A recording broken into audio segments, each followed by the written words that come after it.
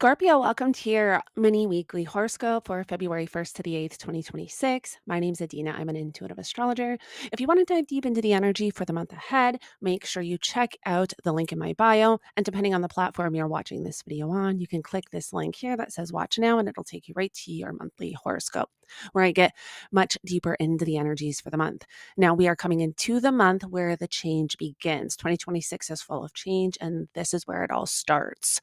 So we now on the 1st just finished our full moon in Leo, which was in your 10th house of career and public reputation. So there may have been a lot of focus on your career, or you may have even found that there was like a completion or a culmination of whatever you've been navigating the last 6 months since the new moon.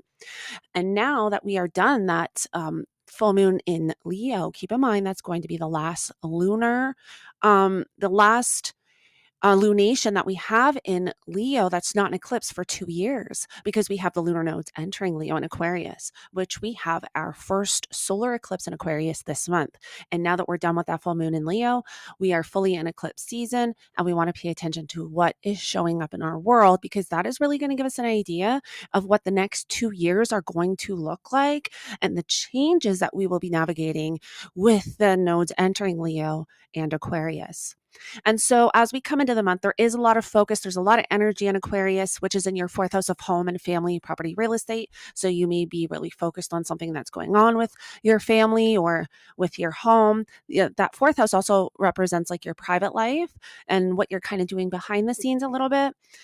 As we move through the week, though, once we get to next week, we will have both Venus and Mercury enter Pisces, which then shifts the focus to your 5th house.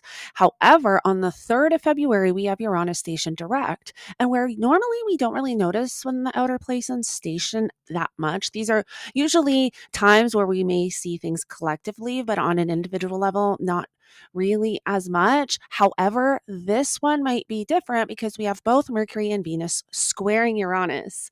And Mercury rules your 8th house of your partner's finances and money coming in from outside resources like taxes, inheritance, debts, loans, and also your 11th house of friendships and social circles. So there might be something unexpected or shocking that you're having to navigate in those areas of life, or maybe your partner is having to navigate like around their finances.